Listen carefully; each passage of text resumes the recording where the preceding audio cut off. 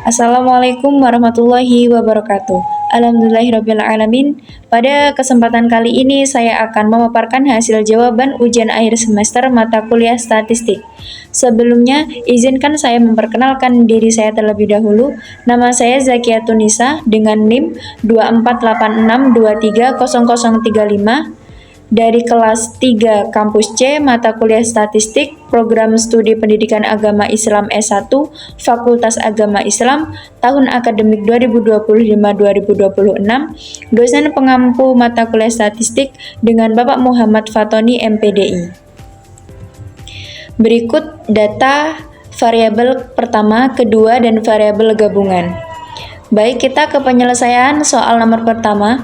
Yang pertama, tabel distribusi frekuensi variabel pertama dengan nilai tertinggi 97, nilai terendah 31, range 97 dikurang 31 menghasilkan 66 dengan rumus K 1 ditambah 3,3 ditambah log N sama dengan 85 sebanyak jumlah data menghasilkan nilai 7.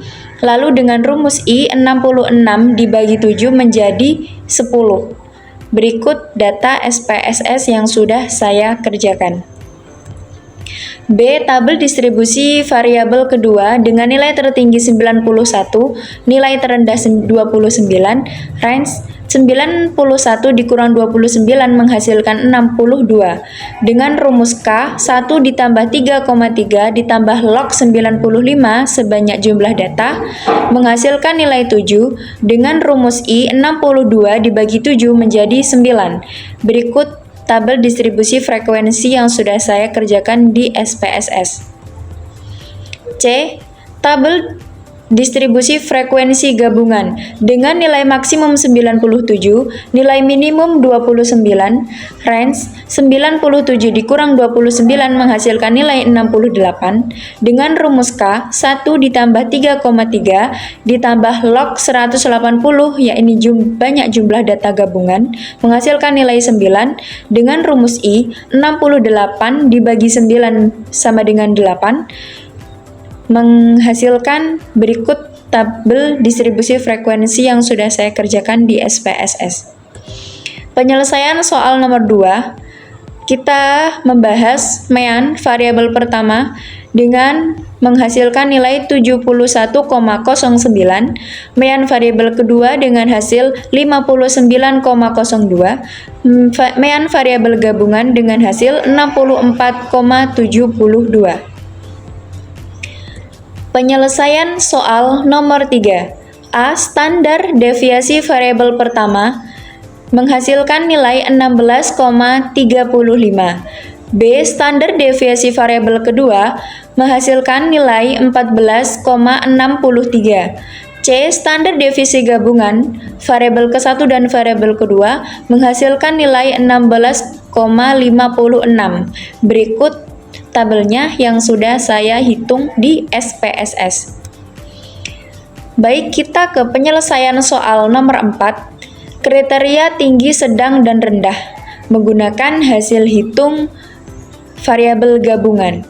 Menghasilkan A. Tinggi dengan rumus M mean ditambah 1 dikali standar deviasi menghasilkan nilai 81,28. B.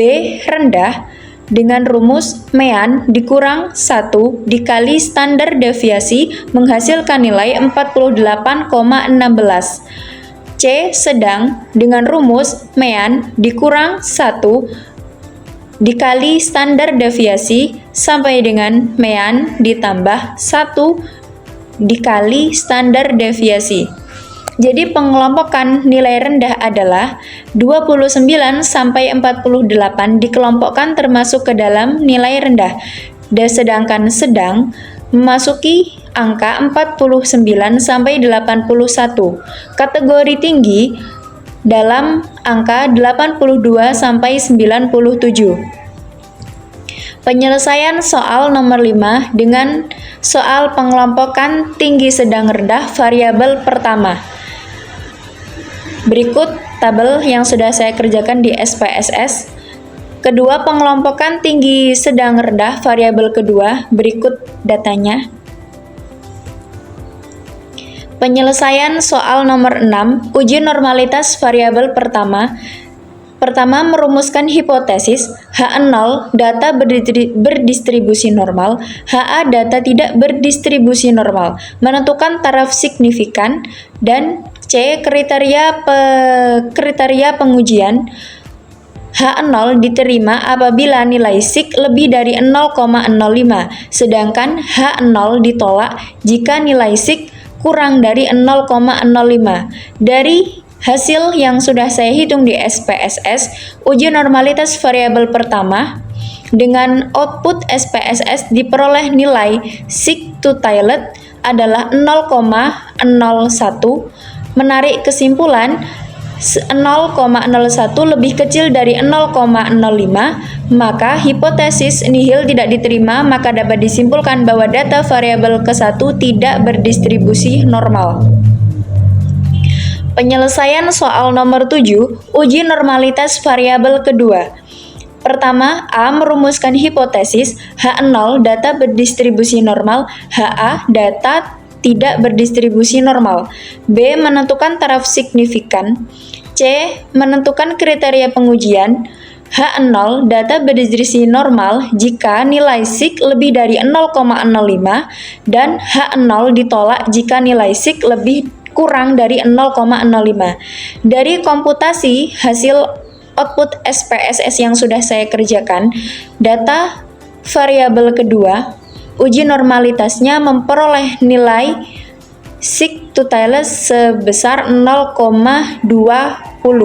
Menarik kesimpulan, 0,20 lebih besar dari 0,05.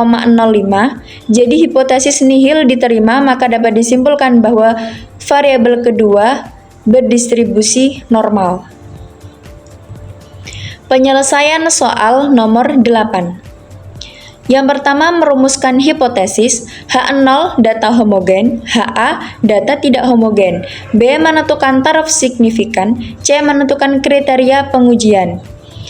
Jika nilai SIK lebih dari 0,05, maka H0 diterima sama dengan data homogen. Jika nilai SIK kurang dari 0,05, maka H0 ditolak atau data tidak homogen.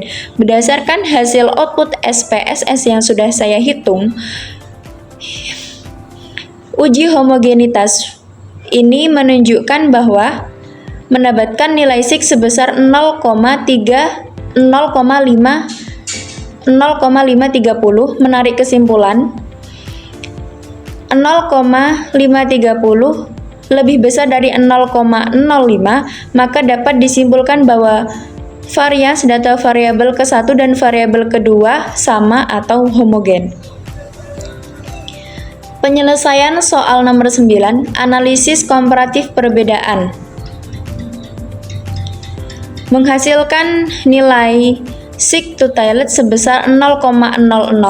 Menarik kesimpulan, jika SIK to tilde 0,00 kurang dari 0,05, maka H0 ditolak dan HA diterima, sehingga dapat disimpulkan bahwa ada perbedaan yang signifikan antara variabel X dan variabel Y. Karena ada perbedaan yang signifikan, maka dapat disimpulkan bahwa ada pengaruh variabel X dan variabel Y.